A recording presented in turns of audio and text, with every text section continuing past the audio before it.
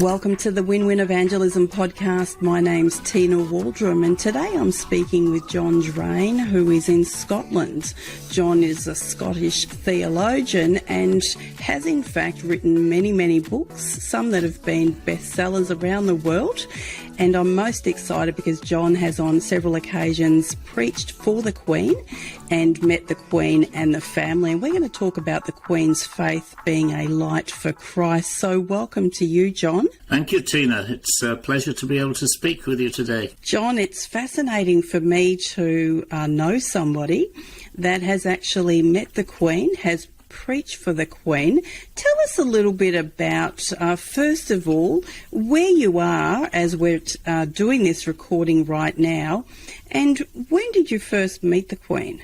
Yeah, well, right now I'm sitting in my office near to Glasgow in Scotland, and I first met the Queen when I was living a bit further north in Aberdeenshire, and I got an invitation out of the blue. Would I like to spend a weekend with Her Majesty and whoever else was there, other members of the family, at Balmoral, which was not that far from where I was living at the time.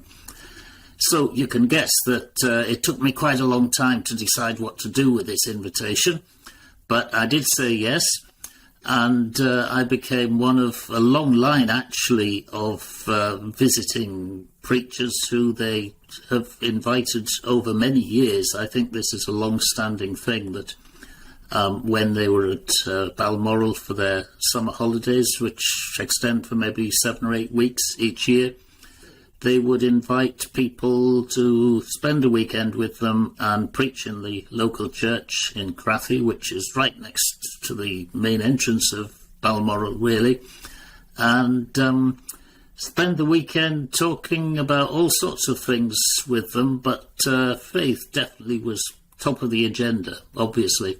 So it's about being pastor to the Queen and her family for a weekend, if you like.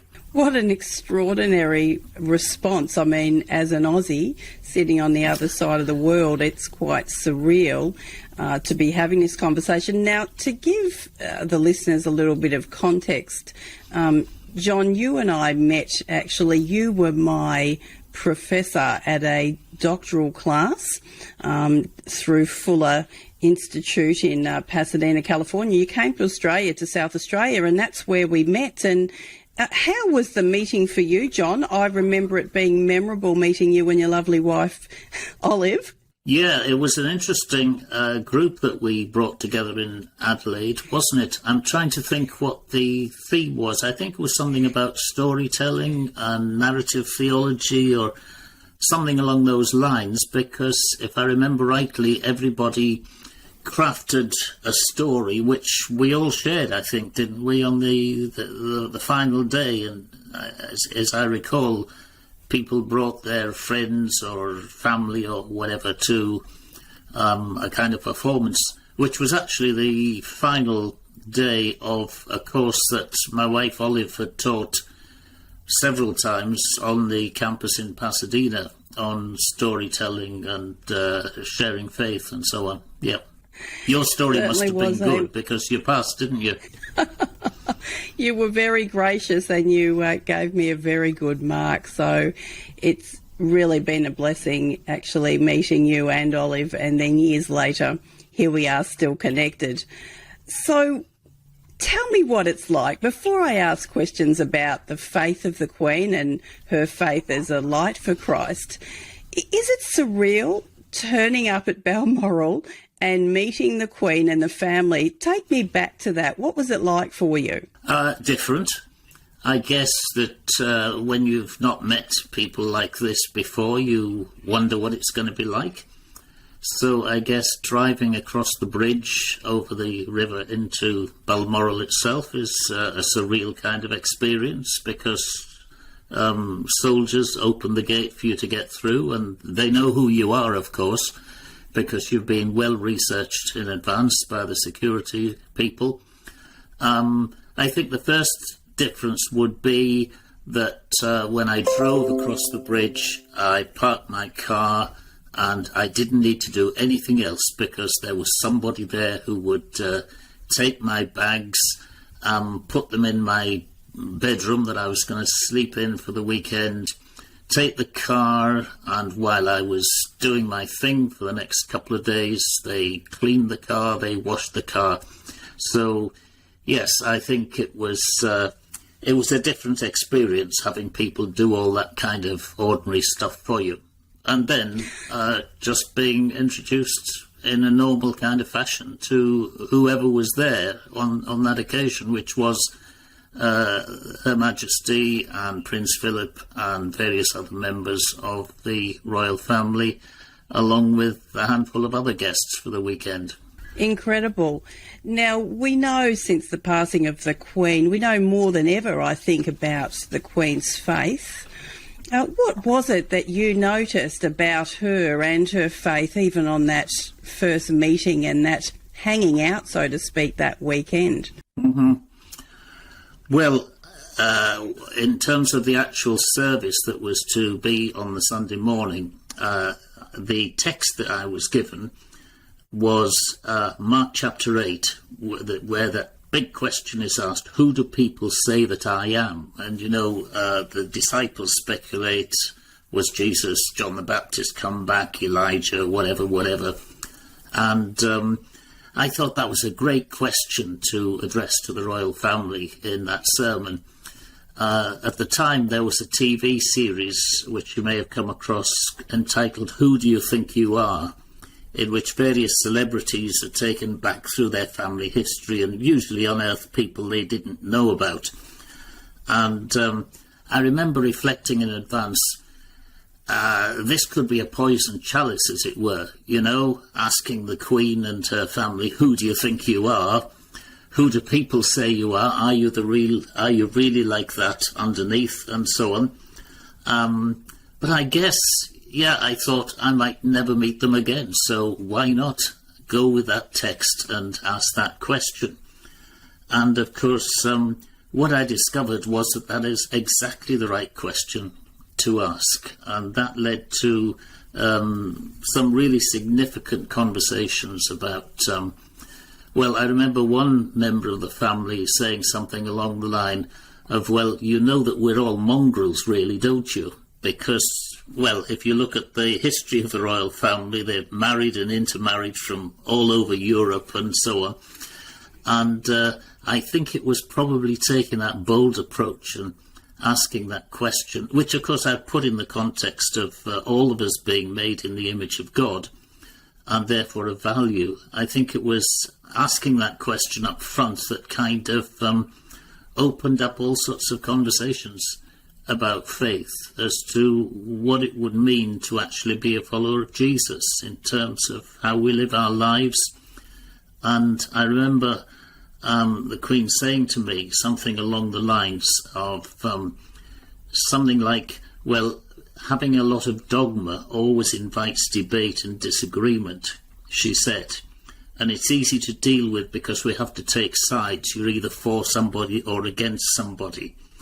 But she says, when you're in relationship with Jesus and with God, that invites us to be companions on the journey with others. And I think that's one of the key sort of, I'm paraphrasing probably what she said, but along those lines, I do remember her contrasting dogma, which you need to know who's in and who's out, whereas following Jesus can come in many different shapes and forms. And of course that was one of the key themes of her life, as she explained in many of her Christmas messages in particular. Absolutely incredible, John. I mean, I just love those last few comments that you made about the Queen. It's hard to reconcile in my own mind that you are there preaching for the Queen, then discussing your message at the church and then back at Balmoral. Did life also, was life always also quite normal? Like, what did you eat while you were there? Did you eat with the royal family?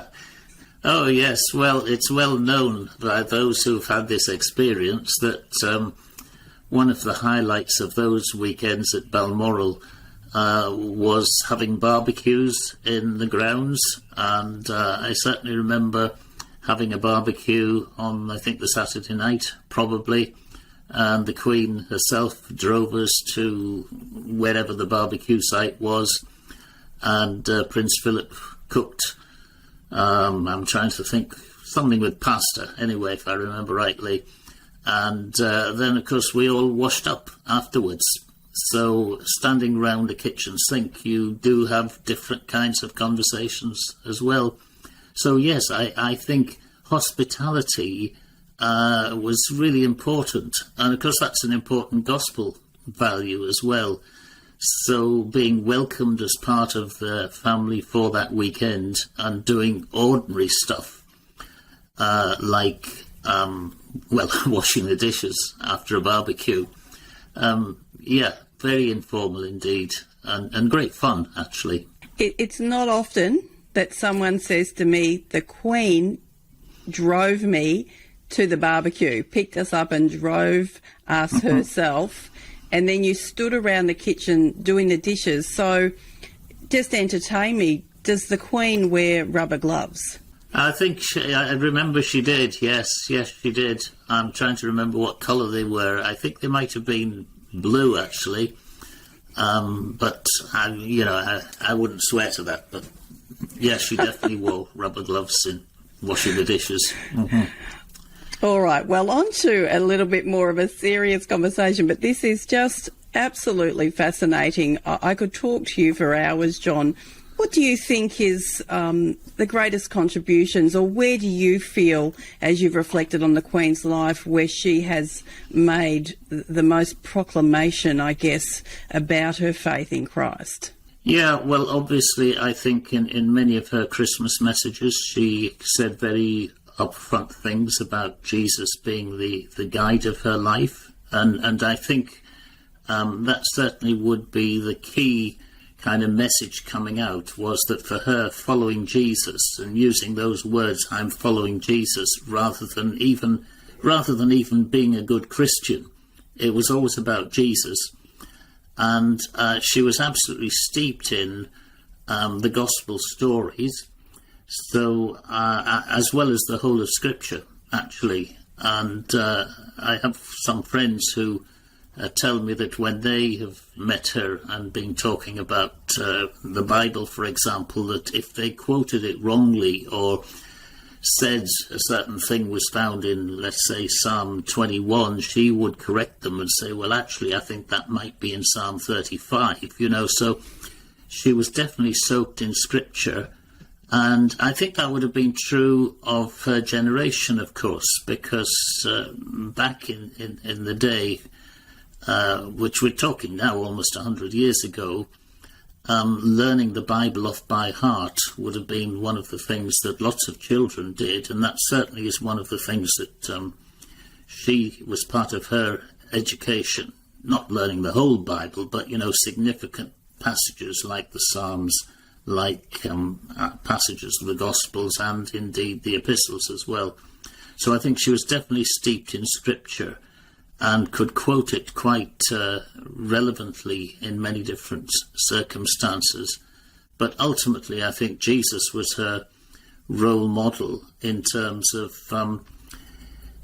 both his challenge of people as well as his affirmation and love for people, which, must be very, very difficult when you think of somebody like that, born into very constrained circumstances.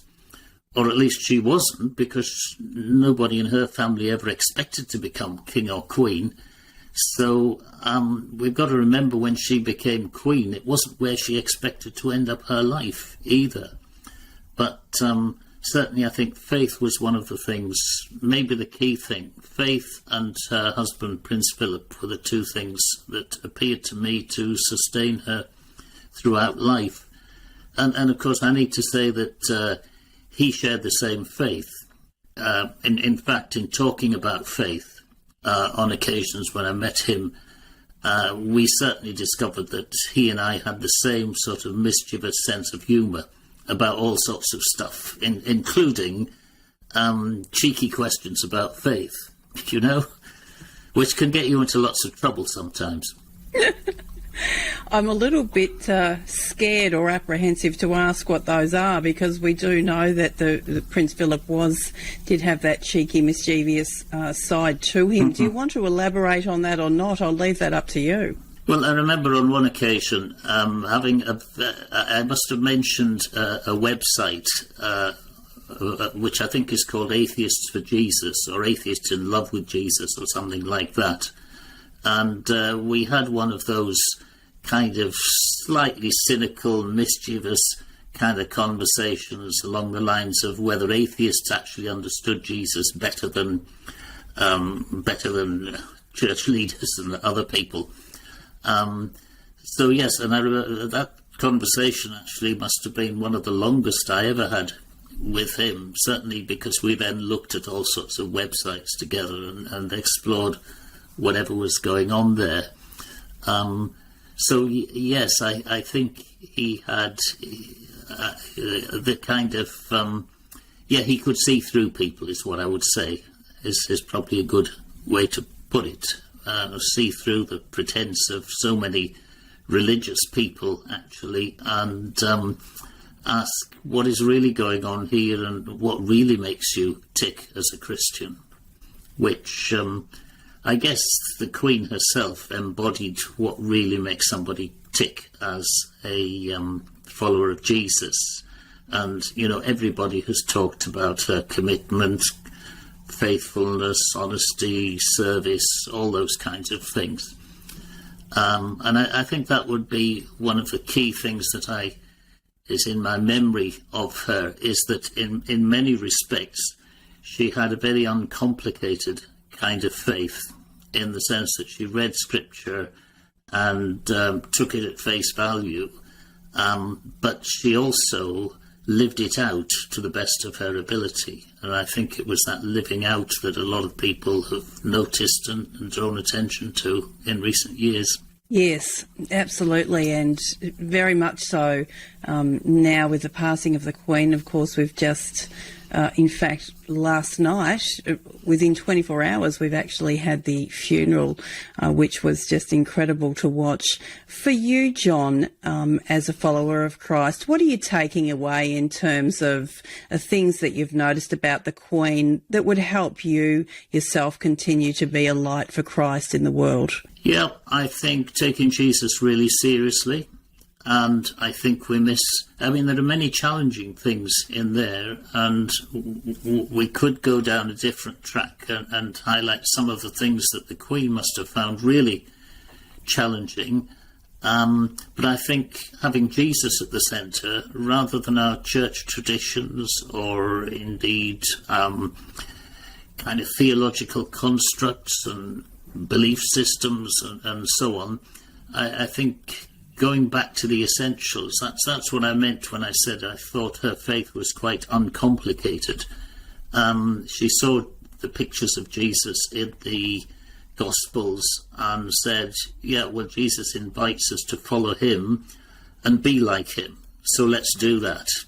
And I don't mean to suggest that she didn't have any kind of belief system or structure, but it was in the following that all that would emerge for her, I think, rather than believing the right things first. It would be behaving like Jesus.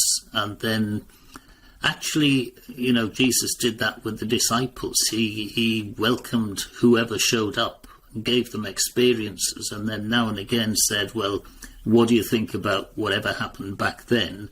And it was out of that their belief systems, if you like, emerged.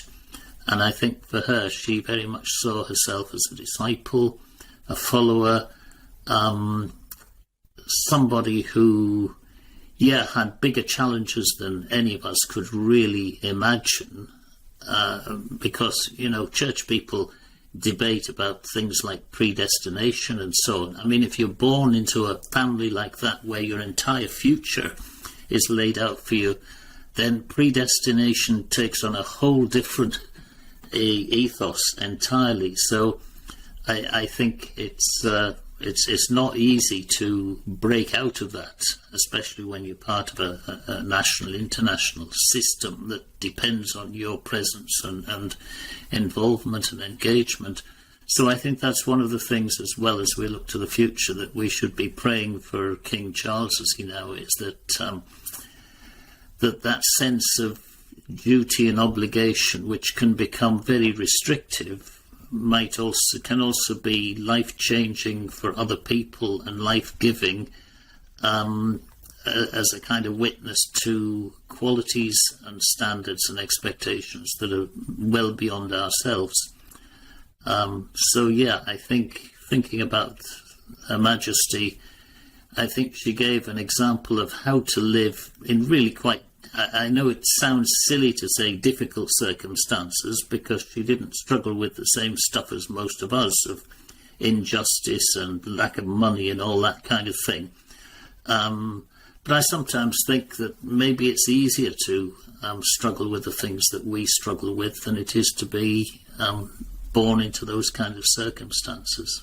So very well said, and just fascinating. I'm reflecting on just about every sentence that you're saying here, John. It's just an incredible moment in history, and to then hear from yourself as you've spent time. I know you've also spent time with the family at Windsor, and we don't have time in this episode. Maybe in the future, if I can twist your arm to come back. But I know you have a few videos out that you've just released yourself on YouTube. Tell us a bit about those that are connected to the Queen at this time. Well, I've been thinking about how we respond in a sort of post-secular culture, which we're now in, really, to events like this. And I remember back when Princess Diana died in 1997, everybody was really taken aback by the public response and the way people kind of identified with her. So I've been thinking about what the academics would call civic religion, if you like. What does that look like in the 21st century, when on the one hand everybody wants to say, oh, we're post-religious, we don't believe anything, you don't need that stuff, and yet there's definitely something spiritual about this whole question of wanting to be there, to identify with these big kind of upheavals of our time.